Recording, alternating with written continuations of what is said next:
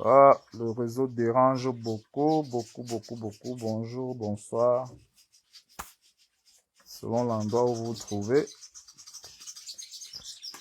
Je voulais faire cette petite vidéo pour parler véritablement de l'émergence là, l'émergence annoncée. Essayer de comprendre un peu ce que sera véritablement cette émergence là. Est-ce une émergence une émergence économique? Est-ce une émergence infrastructurelle? Ou cette émergence sera-t-elle une émergence de la conscience des Camerounais et la conscience, on va dire comme ça, africaine? Parce que on parle tout ce temps-ci d'émergence de la pensée africaine, de l'émergence de la conscience de certains pays africains. D'autres sont à la traîne. Mais véritablement, sera-t-il question d'une émergence économique ou infrastructurelle, ou bien une émergence de la conscience? Pour ma part, lorsque j'observe ce qui se passe, que ce soit sur le plan de notre histoire, que ce soit sur le temps présent, il y a beaucoup de facteurs qui influencent notre démarche vers l'émergence. Et il faut bien se situer dans cette vision des choses-là. Parce que lorsqu'on parle d'émergence économique ou bien d'émergence infrastructurelle, de base, on pense à un Cameroun ou une Afrique qui aura son indépendance économique, qui aura déjà mis en place de très grandes infrastructures, c'est-à-dire de grandes infrastructures industrielles, des infrastructures, c'est-à-dire que sur le plan de l'habitat, sur le plan des infrastructures, par exemple, publiques ou privées, on voit d'immenses, c'est-à-dire que d'immenses installations sur le plan infrastructurel, une dimension économique très avancée, comparative aux pays peut-être européens ou bien pays asiatiques. On s'imagine un Cameroun qui est par exemple à la hauteur des pays comme la Chine, des pays comme l'Allemagne, pourquoi pas des États-Unis lorsqu'on parle de l'émergence 2035. Mais ce qu'on ne voit pas, c'est comment construire cette émergence-là. Parce que tout repose principalement sur le développement mental des individus. Toute émergence repose sur le développement mental des individus. Est-ce que nous avons donc le mental et un niveau de conscience assez élevé pour qu'en 2035 nous ayons ce niveau de développement infrastructurel, ce niveau de développement économique? Est-ce que nous sommes véritablement prêts pour ça? Pour ma part, lorsque je fais cette analyse, je trouve qu'entre le domaine infrastructurel et économique et l'émergence de la conscience, entre guillemets, nous sommes encore au niveau de la maturation de notre mental. Lorsque nous sommes au niveau de la maturation de notre mental, ça veut dire que nous n'avons pas encore atteint le niveau de conscience nécessaire ou bien le fondement mental ou psychologique nécessaire pour véritablement mettre en place ce substrat-là qui va nous permettre d'atteindre cette émergence infrastructurelle et économique. Nous sommes encore en train de construire notre façon de penser, notre façon de voir les choses, notre vision. Nous sommes encore en pleine construction de notre idéologie. nous sommes encore en pleine construction des modèles économiques. Parce que nous n'avons encore aucun modèle économique fiable qui nous permette de mettre en place un certain nombre de choses. Ce n'est pas encore ça. Donc, parler d'émergence sur le plan économique et infrastructurel est très complexe si on ne comprend pas déjà sur le plan humain un certain nombre de choses. Il faudrait d'abord comprendre que au Cameroun, par exemple, il y a des faits historiques marquants. Si on ne parle que de l'histoire du Cameroun, il y a des faits historiques marquants. Quand on va dans ces faits historiques-là, on va constater plusieurs choses qui ont impacté, c'est-à-dire que sur le plan social, nos habitudes, nos comportements. Et cet impact-là a été tellement puissant que ça nous a complètement déchiré sur le plan organisationnel. Ça nous a tellement déchiré que l'on n'arrive pas encore à retrouver, on va dire entre guillemets, tous nos esprits. C'est-à-dire qu'on est encore en train de se chercher, on se recherche nous-mêmes. On cherche d'où on vient. On cherche nos traditions et nos cultures de base. On cherche qui nous sommes. Et lorsqu'on cherche encore qui nous sommes, d'où on vient, de quoi nous sommes faits, nous ne pouvons pas penser qu'en 2035, ça sera véritablement l'année de l'émergence des infrastructures et de l'émergence économique. Il est question pour un Camerounais qui a véritablement une vision à long terme de chercher à savoir quelles sont les problématiques et les enjeux pour une émergence en 2035.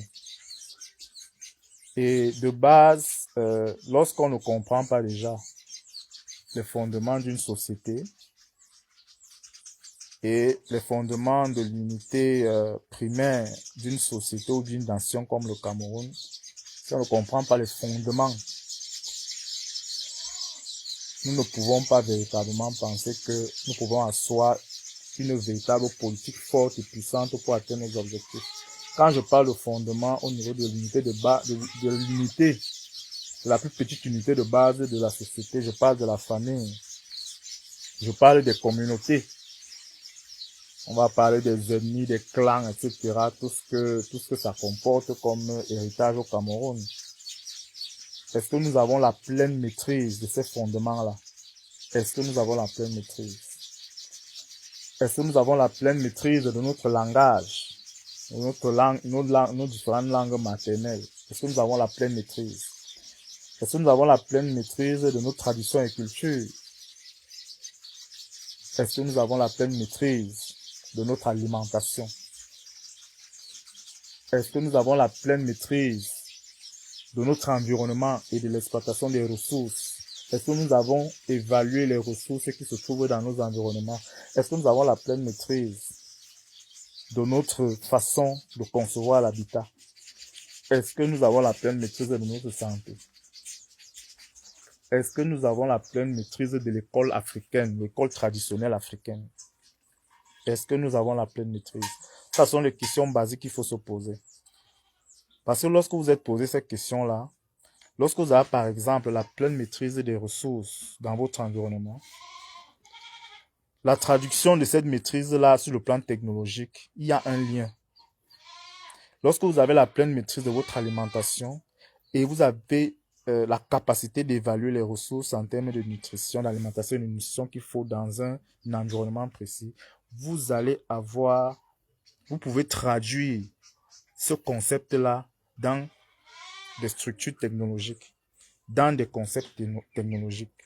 Vous pouvez traduire ce type d'évaluation-là dans des concepts informatiques de haut niveau. Parce que si vous regardez très bien, la conception technologique, par exemple, dans des hardware, des cartes, etc., quand vous observez bien ce qui se passe, par exemple, lorsqu'on appelle ça des fondeurs, parce qu'il y a un terme anglais on appelle les gens qui conçoivent des hardware informatiques des fondeurs. Ça veut dire que ils conçoivent un environnement sous forme de carte mère. On appelle ça des cartes mères. Quand vous regardez un peu plus pro, c'est comme si c'était une harmonisation d'habitat, par exemple.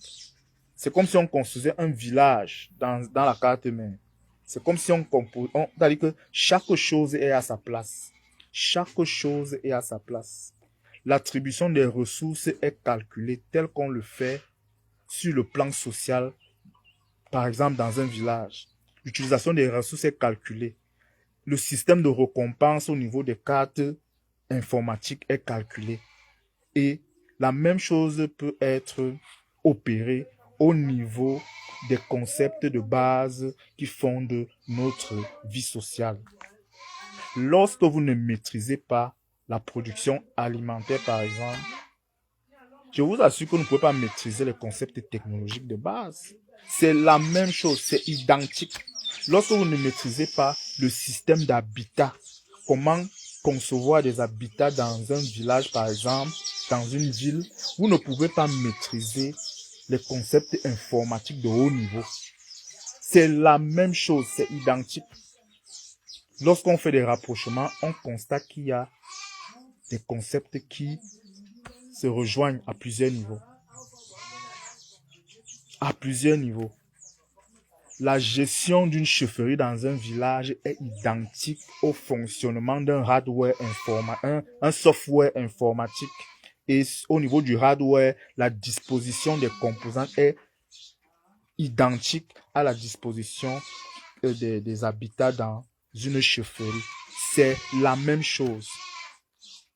Donc, les gens qui font, par exemple, conception informatique, par exemple, au niveau des hardware, si vous essayez de comprendre le fonctionnement, par exemple, de la disposition des habitats dans une chaufferie, avec la maison du chef, la maison des notables, etc., etc., la brousse, etc., vous allez comprendre comment on conçoit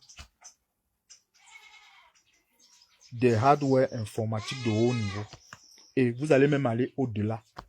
Et si vous copiez le fonctionnement d'une chaufferie traditionnelle, par exemple, vous allez comprendre comment fonctionnent des systèmes informatiques de haut niveau. C'est la même chose. Il n'y a pas de différence, je vous assure. Chaque rôle attribué a une fonction technologique. Je vous assure, que ce soit au niveau du dispositif des habitats, que ce soit au niveau du langage, que ce soit au niveau des comptes, que ce soit au niveau de l'utilisation des instruments. La traduction de tous ces éléments-là peut se faire sur le plan informatique. Nous avons un gros problème de compréhension de nos ressources linguistiques, de nos ressources sur le plan traditionnel et culturel. Nous avons un problème d'utilisation de ces ressources-là. Si nous comprenons déjà comment concevoir une gestion et une gestion, je veux dire, une gestion des ressources au niveau de nos contrées, nous pouvons traduire le même système, le même modèle sur des systèmes technologiques. Il n'y a pas de différence. Il n'y a pas de différence. Dans la conception des softwares, je vous assure qu'il n'y a pas de différence. Ça veut dire quoi? Pour que nous puissions monter en conscience au niveau de la compréhension des concepts assez complexes, il faut d'abord comprendre les fondements de base sur le plan traditionnel et culturel.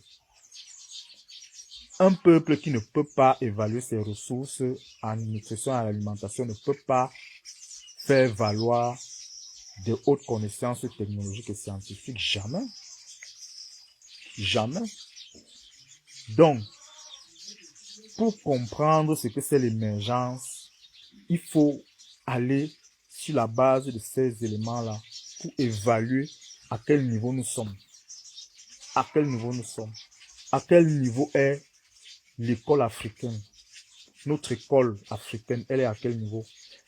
Est-ce que tout ce que nos ancêtres Et ceux qui sont là présentement sont en train de produire comme connaissance. Est-ce que nous avons la capacité d'exploiter ça pour aller de l'avant vers le développement que nous voulons tous? Est-ce que nous sommes capables? Ça sont les vraies questions qu'on doit se poser.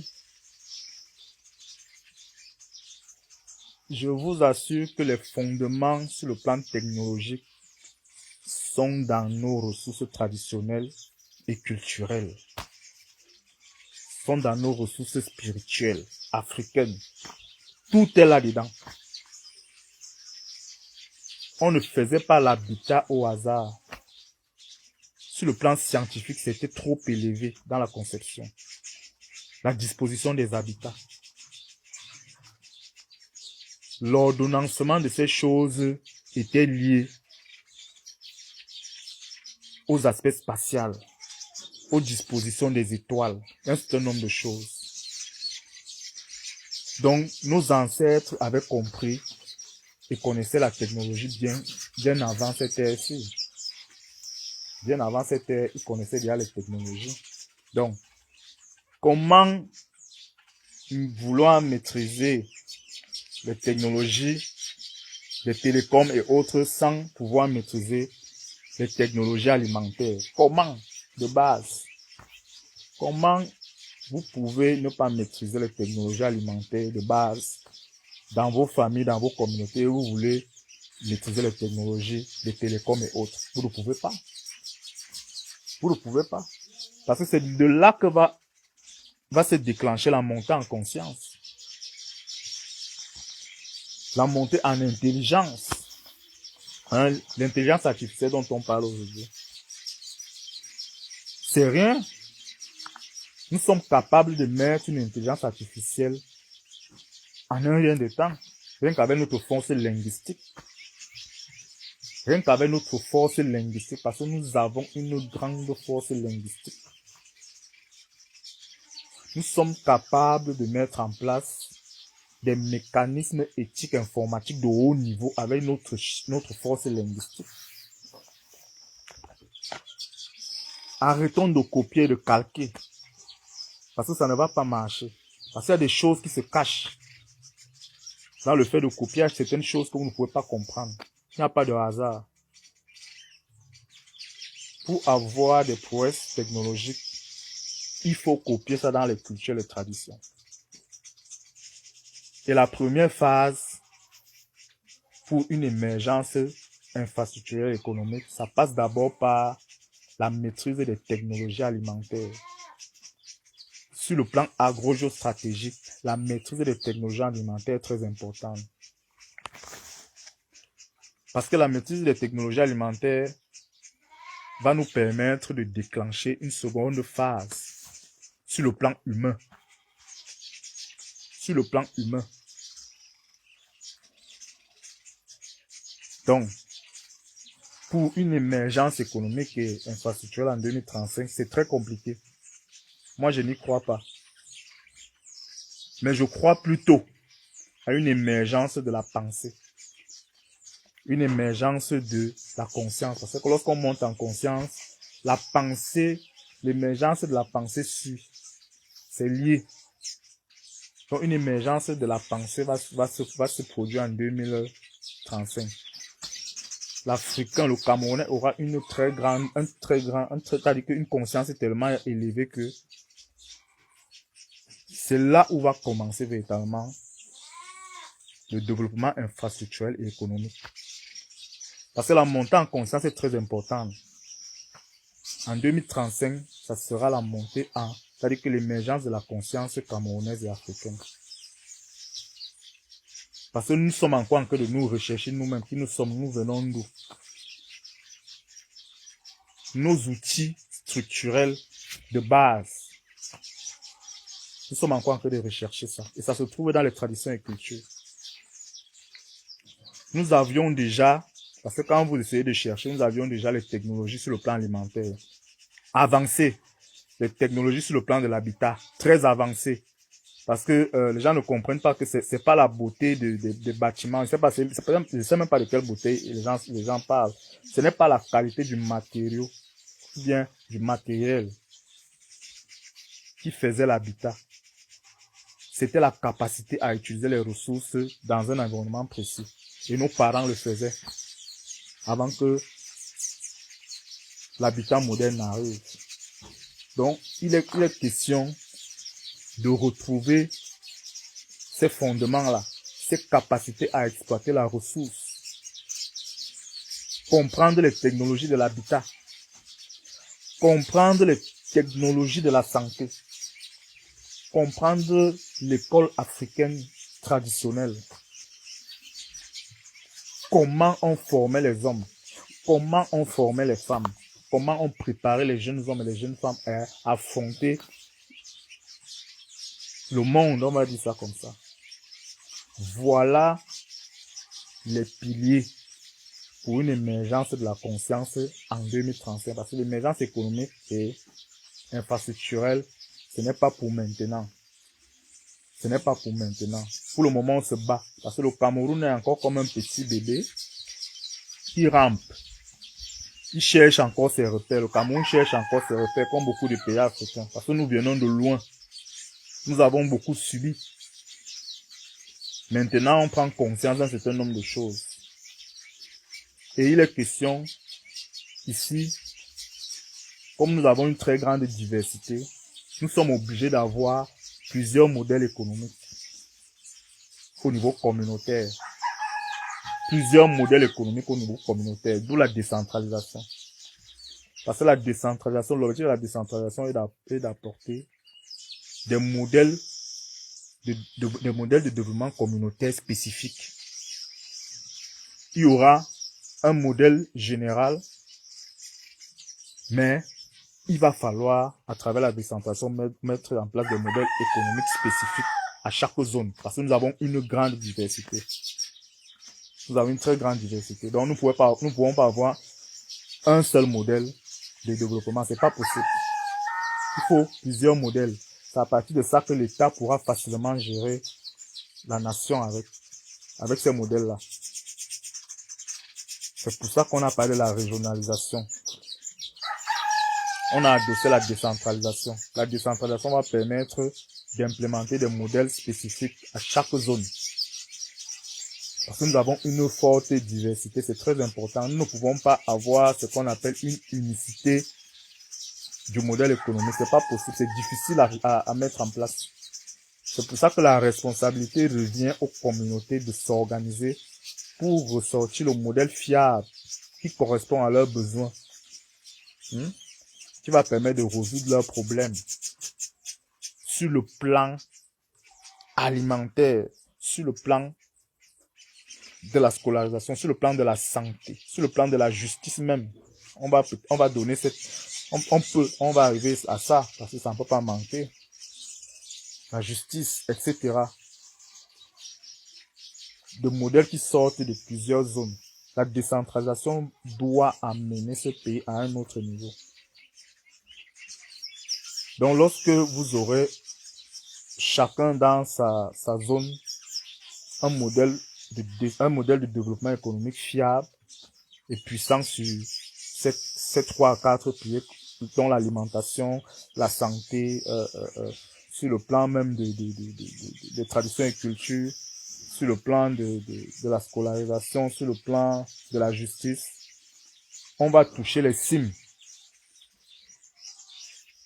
Et lorsque j'ai fait une vidéo la dernière fois, j'ai parlé de l'agro-géostratégie. Tant que nous ne pouvons pas produire ce que nous mangeons nous-mêmes, nous ne pouvons pas atteindre un certain nombre d'objectifs. C'est pas possible. Les frustrations, la haine,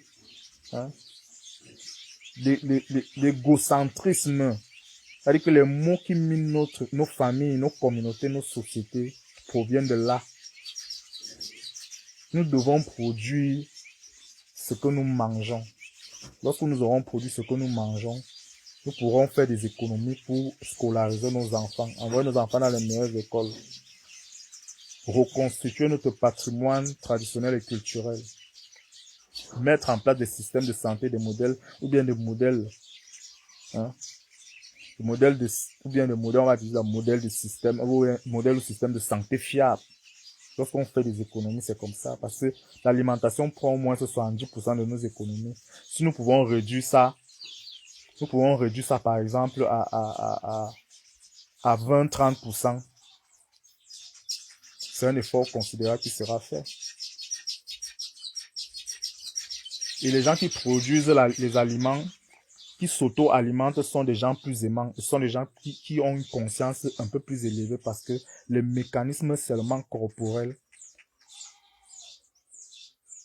permet à ce que lorsqu'on consomme bien, on mange bien, etc., on a une vue différente de la vie par rapport à certains. Parce que lorsqu'on est simplement salarié et qu'on travaille pour avoir un gain à la fin du mois et payer encore la nourriture à coût élevé, c'est frustrant. On ne peut que être nerveux tout le temps. On ne partage pas. On est prêt à tout pour avoir un peu d'argent, pour manger. Alors que quand nous produisons ce que nous mangeons, le mécanisme est clair. Vous êtes plus stable émotionnellement. Vous êtes vous avez un mental un peu différent.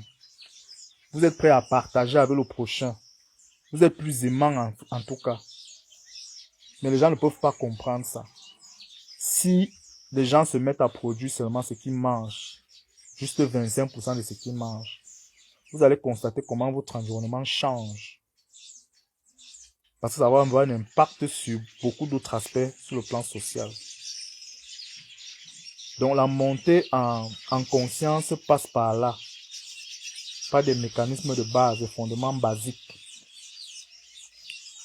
Une société comme la nôtre, où nous avons une diversité aussi forte, nous devons avoir des modèles économiques forts et diversifiés. C'est ça qui va permettre à l'État central aussi de pouvoir respirer un peu. Parce que c'est lourd comme charge. Nourrir des millions de personnes, ce n'est pas facile. C'est pas facile.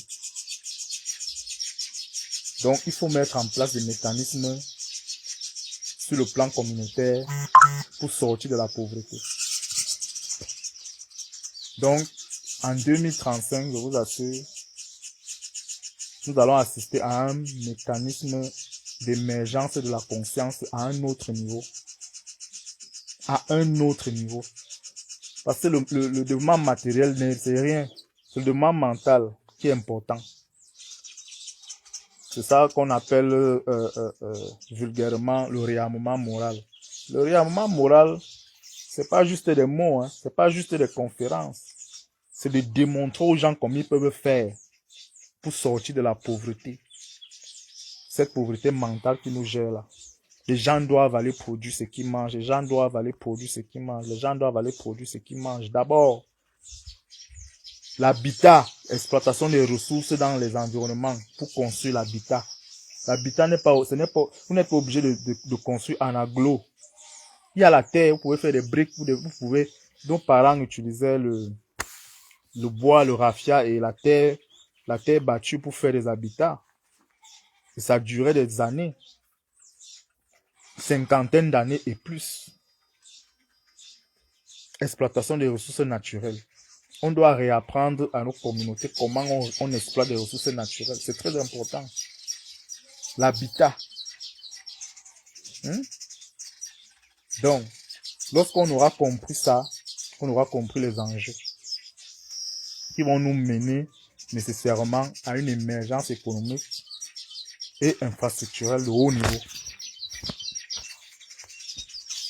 Donc, pour ceux qui sont encore adossés aux détails, au lieu de s'adosser sur les concepts, arrêtez tout, revenez au concept. Parce que c'est le concept qui vous permet d'analyser de façon holistique vos objectifs. Ça vous permet d'allier ou bien de lier tous les facteurs qui influencent la montée en puissance de votre vision. C'est-à-dire que sur le plan holistique, ne laissez rien, c'est ça. Accrochez-vous sur les concepts, laissez les détails. Laissez les détails. Lorsque vous aurez compris ça, beaucoup de choses vont changer. Donc nous sommes en 2026. Il y a encore 4 ans pour 2030 et 5 ans. Donc ça fait à peu près 9 ans. 9. Le challenge est grand. Donc en 9 ans, le Cameroun doit préparer sa montée en puissance à travers la préparation du mental de ses habitants. Les Camerounais doivent monter en puissance sur le plan mental. Comprendre ce que c'est la diversité au Cameroun. Intégrer ça. Intégrer ça. Comprendre comment évaluer les ressources dans leur milieu de vie direct. Comment exploiter ces ressources-là et mettre en place des mécanismes d'autonomie. L'autonomisation des communautés est primordiale pour la montée en puissance du Cameroun. La décentralisation est là pour ça. On n'a pas besoin d'argent pour concevoir un modèle économique fiable. On n'a pas besoin d'argent. C'est avec la tête. D'abord, et on peut commencer à petite échelle. La production alimentaire, l'habitat, l'école africaine traditionnelle, le système de scolarisation, le système de santé traditionnel. On doit améliorer. On doit avoir une politique fiable au niveau communautaire. Ça ne peut pas manquer. On a tellement d'outils. Qu'est-ce qui nous manque en réalité? Rien du tout.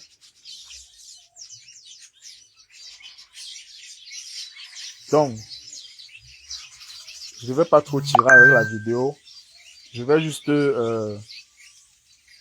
dire que le développement du Cameroun est encore en train de maturer. La vision, elle est encore en train d'être maturée. Parce que je vous ai dit, nous sommes encore comme un bébé. On essaie d'arrêter la table pour se lever. On tombe. On arrête un peu le cabas de maman. On tombe. Ce n'est pas facile. On doit former les hommes. On doit avoir les pieds solides. Les pieds solides parce que si nous n'avons pas les pieds solides, tout ce qu'on a construit, ça va s'écrouler en un rien de temps. Donc, l'émergence économique ou l'émergence de la conscience. Moi, je choisis, ce n'est pas que je choisis. Mon analyse tend à démontrer que nous allons vers une émergence de la conscience camerounaise ou de la conscience africaine. Les Africains sont en train de prendre conscience. Il faut se cultiver. Les jeunes doivent se cultiver. Il y a des ouvrages que d'autres Africains, nos ancêtres ont écrits. Nos ascendants ont écrit des ouvrages extrêmement puissants. La connaissance est cachée là-bas, il faut exploiter ça. Et on ne lit pas pour lire, on ne se cultive pas pour se cultiver, mais c'est-à-dire qu'on utilise les connaissances en fonction de ses besoins. Quels sont mes besoins en matière d'alimentation? Quels sont mes besoins en matière d'habitat? Vous allez là-bas vous ressourcer. Laissez un peu les concepts modernes. C'est-à-dire que sur le plan, laissez un peu les concepts là. C'est pas trop adapté pour nous souvent. Attachez-vous aux concepts traditionnels et culturels. Il y a tout là-bas. La technologie, il y a. Les télécoms même, il y a. On avait compris comment les télécoms fonctionnent.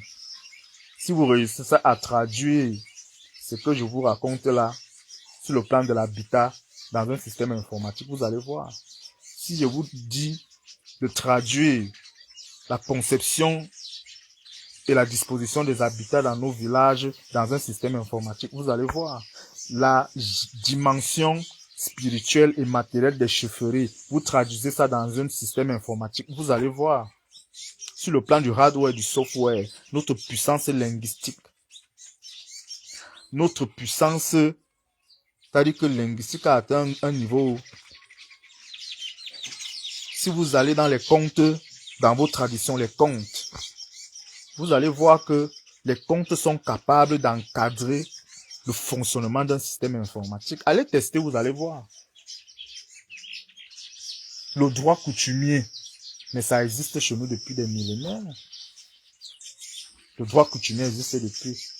Utilisez ces éléments-là pour essayer de traduire ça sur le plan technologique. Vous allez voir. Vous serez surpris de la dimension que ça peut apporter dans votre conception des choses. Donc moi, je recommande à la jeunesse africaine de se cultiver et de retourner dans les concepts, c'est-à-dire que concepts de base qui fondent notre vie sociale. Éviter de calquer des aspects modernes de développement. C'est très compliqué à mettre en place. Parce que vous n'aurez pas assez de ressources pour implémenter ça. Pourtant, si vous rentrez dans votre culture, vos traditions, vous allez trouver plus de ressources. Et des ressources qui sont tellement avancées que vous n'aurez pas, vous ne saurez même pas quoi dire à la fin. Donc, que les jeunes Camerounais, les jeunes Africains comprennent que nous sommes en guerre. Et il faut s'armer de connaissances. Armez-vous de connaissances sur le plan traditionnel et culturel. Armez-vous de connaissances sur le plan scientifique. Exploitez vos diplômes. Chaque ligne, chaque page de vos cours, chaque élément que vous recevez dans les écoles, vous pouvez exploiter ça pour sortir de la pauvreté. Pas de la pauvreté en termes d'argent. La pauvreté mentale et la pauvreté intellectuelle. Parce qu'on m'a même dit de la misère intellectuelle qui nous engangue de toutes parts, la misère intellectuelle. Cultivez-vous. Discutez avec vos ascendants. Ils ont des secrets dont eux seuls ont... C'est-à-dire qu'ils ont de ces secrets. Les ascendants ont de ces secrets pas possibles. Ils ont des connaissances pas possibles. N'allez pas croire que les connaissances mondaines sur l'industrie n'existaient pas déjà dans nos villages. Il y en a. C'est juste la traduction qui nous dérange. Alors qu'il y a toutes les ressources disponibles pour traduire. Mais il faut comprendre ça. Il faut se mettre à l'école africaine aussi. Parce que lorsque tu rentres à l'école africaine, tu restructures ta façon de penser les choses. Tu remodélises beaucoup de choses. Et ça enrichit ta façon de concevoir ta vision. Donc, Cameroun 2035, émergence de la conscience. Point final.